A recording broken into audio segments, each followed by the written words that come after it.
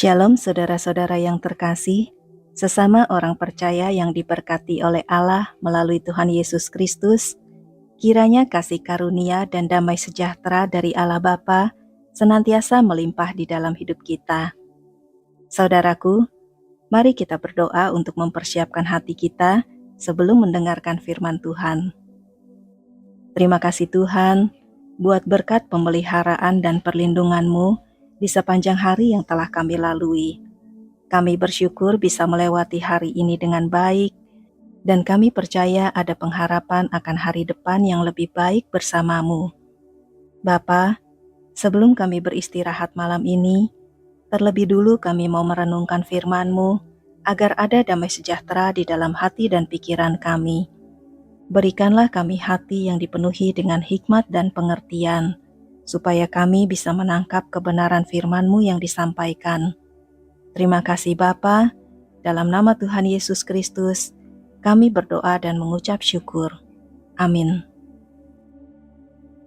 Saudara yang terkasih, mengetahui kehendak Tuhan dan berjalan di dalam kehendak Tuhan merupakan hal yang sangat penting bagi kehidupan kita.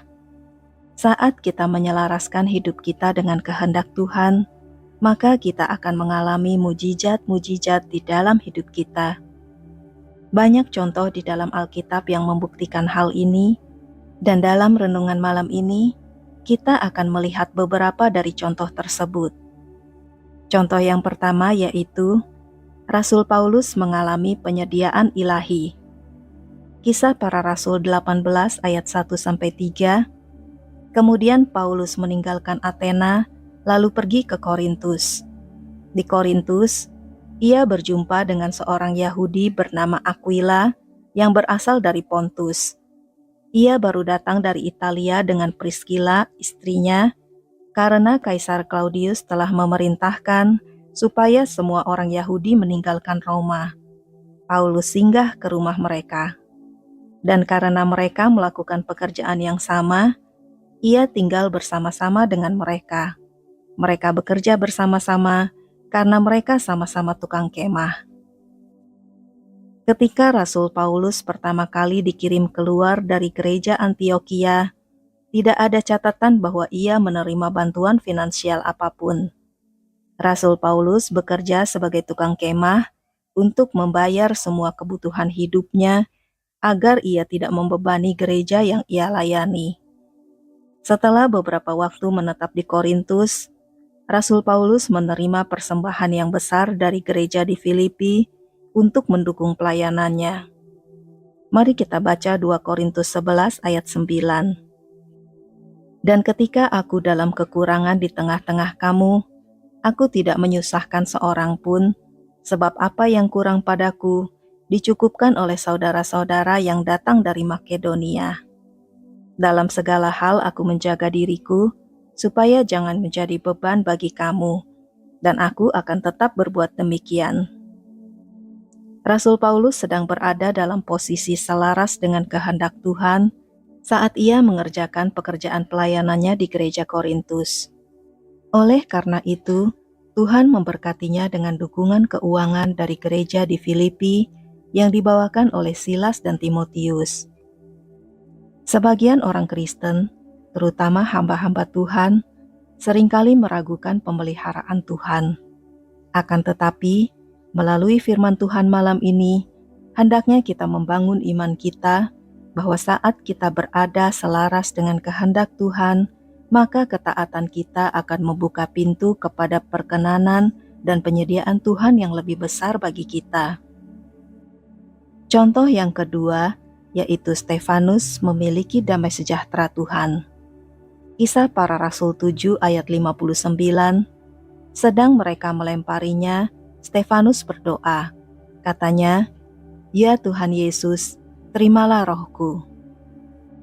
Stefanus mengerti bahwa meskipun ia sedang mengalami penganiayaan karena Kristus, namun ia berada di dalam kehendak Tuhan. Oleh karena itu, ia memiliki damai sejahtera Tuhan di dalam hatinya, meskipun saat itu ia sedang dilempari batu. Berkat-berkat Tuhan tidak selalu berupa berkat materi, Namun damai sejahtera juga merupakan berkat yang luar biasa.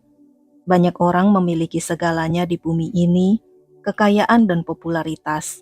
Akan tetapi, mereka tidak memiliki damai sejahtera di dalam hati mereka.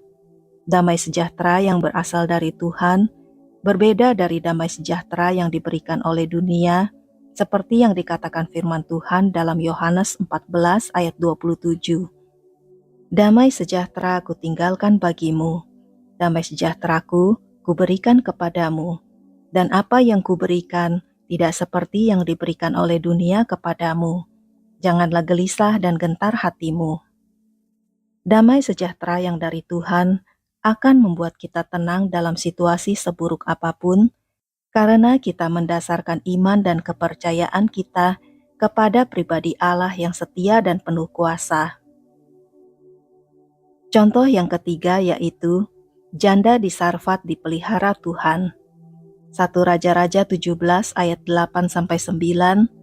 Maka datanglah firman Tuhan kepada Elia, "Bersiaplah, pergilah ke Sarfat yang termasuk wilayah Sidon, dan diamlah di sana. Ketahuilah, aku telah memerintahkan seorang janda untuk memberi engkau makan." Dalam masa kelaparan yang terjadi di Israel, Nabi Elia datang kepada seorang janda di Sarfat. Janda ini dan anak perempuannya hanya memiliki segenggam tepung dan sedikit minyak. Namun karena mereka memutuskan untuk berjalan selaras dengan kehendak Tuhan untuk memberikan makanan kepada Nabi Elia, maka Tuhan memberkati mereka selama masa kelaparan itu. 1 Raja-Raja 17 ayat 16. Tepung dalam tempayan itu tidak habis, dan minyak dalam buli-buli itu tidak berkurang, seperti firman Tuhan yang diucapkannya dengan perantaraan Elia. Contoh yang keempat yaitu Yunus dilepaskan dari kematian. Yunus 2 ayat 10. Lalu berfirmanlah Tuhan kepada ikan itu, dan ikan itu pun memuntahkan Yunus ke darat. Kehendak Tuhan adalah mengutus Nabi Yunus ke kota Niniwe agar kota itu bisa bertobat. Meskipun pada awalnya Yunus melarikan diri dari kehendak Tuhan, namun saat ia berada di ambang kematian di dalam perut ikan, ia memutuskan untuk berjalan selaras dengan kehendak Tuhan, dan Tuhan melepaskannya dari kematian.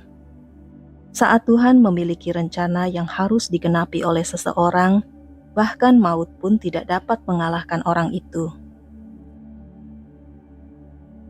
Saudara yang terkasih di dalam Kristus, apabila kita mengetahui kehendak Tuhan dan memutuskan untuk berjalan selaras dengan kehendak Tuhan itu, kita tidak perlu khawatir akan kebutuhan hidup kita ataupun nyawa kita, karena Tuhan akan memelihara kita.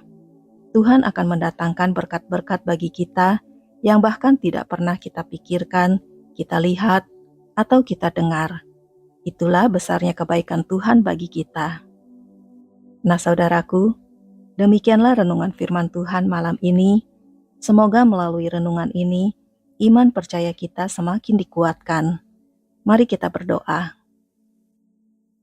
Bapa Sorgawi, terima kasih buat berkat firman-Mu malam ini. Jamahlah dan kuatkanlah setiap orang yang mendengarkan dengan sungguh-sungguh. Berkatilah anak-anak-Mu dengan iman dan pengharapan yang teguh di dalam Engkau. Engkau adalah Allah sumber pertolongan dan pengharapan kami. Ke dalam tangan-Mu, kami serahkan seluruh hidup kami. Bapa, saat kami tidur malam ini, lingkupilah kami dengan perlindungan dan damai sejahtera-Mu. Biarlah melalui hidup kami melakukan perkara-perkara yang memberikan kemuliaan bagi nama-Mu. Kami mengucap syukur buat keadaan damai di Indonesia sampai saat ini. Kami berdoa memohon agar Engkau terus memberkati Indonesia dengan kedamaian, terutama di saat-saat menjelang pergantian para pemimpin negeri ini. Topanglah Indonesia dengan kuat kuasa dan belas kasihan-Mu ya Bapa. Dalam nama Tuhan Yesus Kristus, kami berdoa dan mengucap syukur. Amin.